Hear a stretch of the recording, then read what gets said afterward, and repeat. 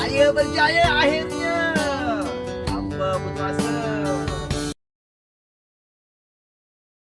Satu Hyundai Elantra.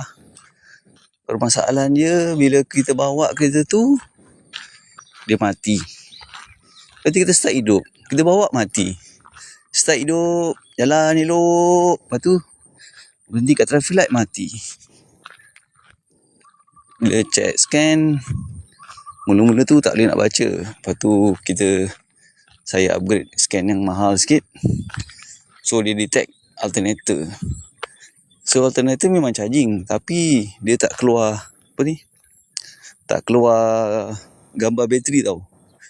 So korang pastikan tau, bila korang start ataupun on, korang nampak gambar bateri tu, bila kereta dah mula hidup, gambar bateri tu akan hilang bersama-sama dengan check engine.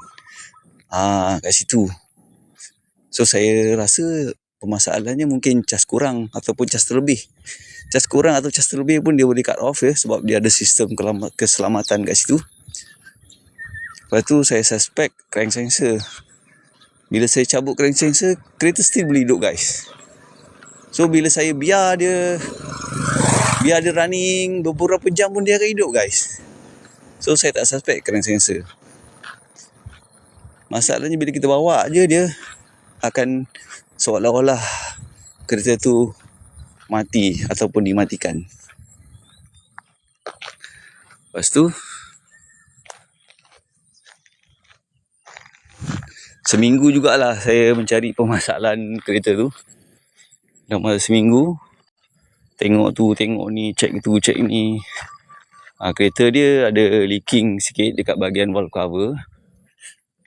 Itu standard lah kalau kita dah berbelas tahun, 10 tahun ke atas, memang area valve cover tu akan bocor lah. So bila ada kereta lama, valve cover tu kena tukar lah, sebab dia dah keras.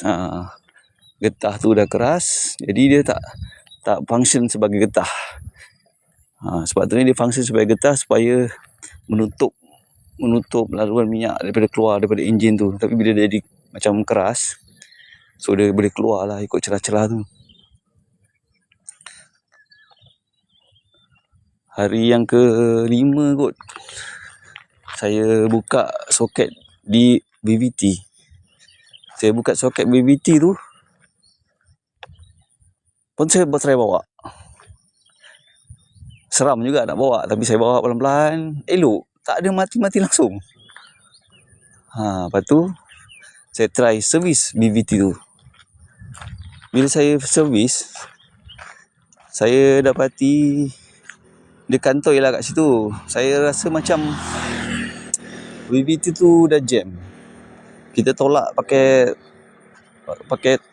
batang dia tu, kita tolak kat atas, tak nak respon. Lepas tu saya terpaksa pakai pelayar, baru dia boleh. So saya suspect benda tu lah yang menyebabkan bila dah jam, dia cut off. Dia off kereta tu. Lepas tu kita start hidup, lepas tu kita jalan, mati. Pelaju boleh, perlahan je tak boleh. So memang masalah wiring lah kat situ kan. Betul tak? Ada satu komponen yang short, dia kacau sistem, kereta mati. Itu kereta canggih lah. Memang dia dah set, bila ada benda-benda yang tidak menyenangkan, dia boleh berhenti, matikan kereta. Ataupun BVT tu sebenarnya dia jaga kelajuan. Bila laju dia tutup ataupun dia buka. So mungkin bila dalam kelajuan rendah, dia tersekat, so minyak tak boleh nak naik, dia off. Lepas tu kita start hidup, lepas tu kita jalan, mati. Itulah cerita dia. So dan akhirnya pada hari yang ke-6 ataupun ke-7, saya ingat, saya berjaya menemukan permasalahannya. So benda bila tak ada dalam scan, susah guys.